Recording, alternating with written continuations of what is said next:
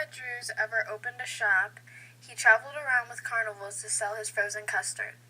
Then he opened his first ice cream store in 1929 in Florida. He then decided to move back to St. Louis and open a store in 1930 off of Natural Bridge. After, he decided to move to the south side and open 2 other stores. The first in 1931 on South Grand and the second in 1941 off Chippewa. Chippewa is now known as their most popular store today.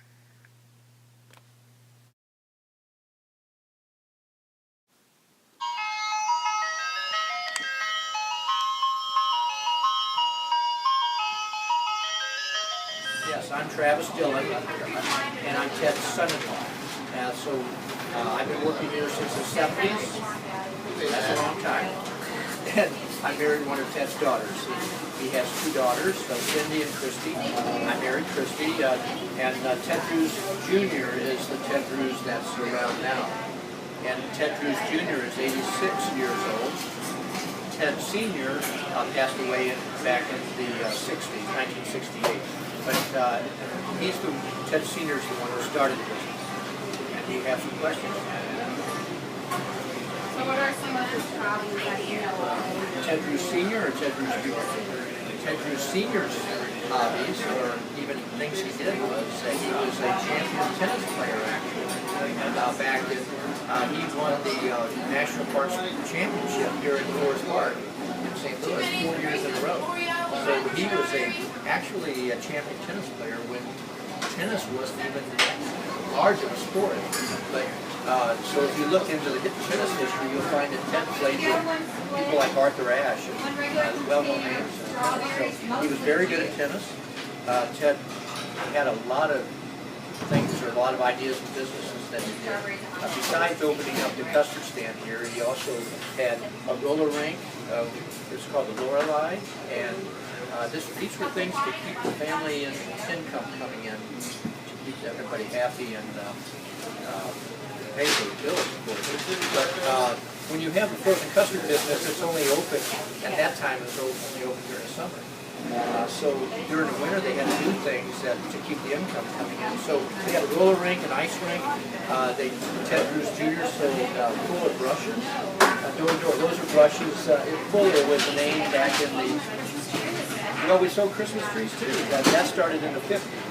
So, the Christmas trees was purposely started just because the custard stand was only open from, let's say, late March to beginning of October, and then you had to close it down. This store here didn't have heat, and it didn't have air conditioning, so it was closed down, and so to keep the business from income coming in, they had the idea of selling Christmas trees. So Ted Sr. and Ted Jr. went to Canada, Nova Scotia, bought some trees, brought them down and sold them, and did very well. And then the next year they decided, or in a couple of years, they decided to go ahead and buy land in Canada. So that's what we're doing today. We have land in Canada, in Nova Scotia. We go up every year. It takes us a month and cut down 4,000 or 5,000 trees, bring them back, and sell them here. So that's what we've been doing since the 50s.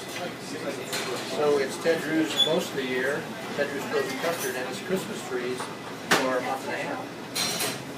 Now, do you know anything where did the concrete come from? Yes, I do. The concrete is something we're well known for. It's an extra thick shake that you turn upside down. And that was started in 1959 by one of the neighborhood kids right here, right back in St. Louis Hills. His name is Steve Gamber. And Steve would come up with his friends when Ted Drewes Jr. was working here.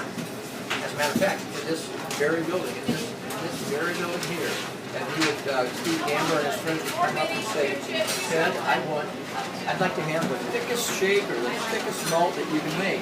And so they played around with it, and Ted Drewes Jr. said, well, here, I'm going to make it so thick, it'd be like concrete. So they took the milk out of it. You know, they added milk to it to make shakes back then. So they took the milk out of it and just added the custard and dished it really hard, turned it upside down and said, oh, that's as thick as concrete. And that's how it started, 1959, by Steve Gamber. Do you know anything about the Ted Drewes Hall of Fame? I do. the Ted Drewes Hall of Fame just happens to be people who Ted wanted to award or reward for coming for so many years. Everybody in the Hall of Fame, most everybody had been coming here since, let's say, 20 years, 30 years, 40 years, and being regular customers. And so to reward them, Ted decided back in 1991 to start a Hall of Fame and invite the regular customers to lunch. So we've been taking the Hall of Famers to lunch since 1991, and now that list of Hall of Famers has grown to about 45 or 46 people. But only 26 or 27 are still with us because they passed away or something. We have 26 Hall of Famers, and their wives are invited, or their husbands, depending on if it's a man or woman.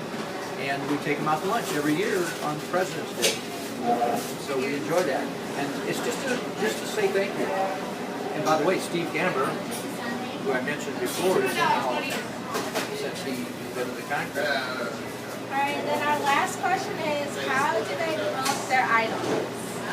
Like customers like that. How do we develop our Yeah, how items? do you guys develop it? Well, that's the fun part. We try to come up with a new flavor every year, and we play around with a variety of things.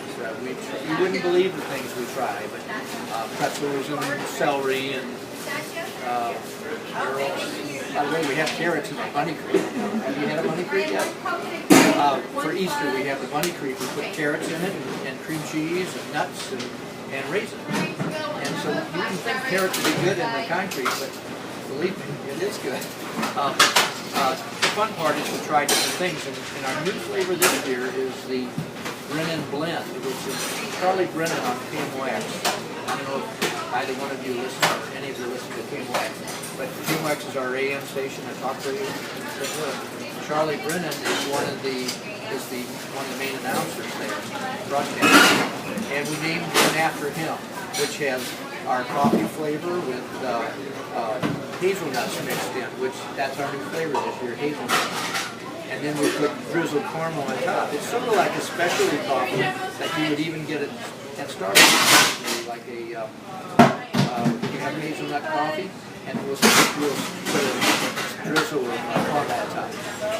Alright, thank you so much. Is that it? Yeah, that's it. Thank you. As Travis mentioned earlier, they sell Christmas trees in the winter to keep the income rolling in, and here are some pictures. They have over 30 flavors and 17 specialties.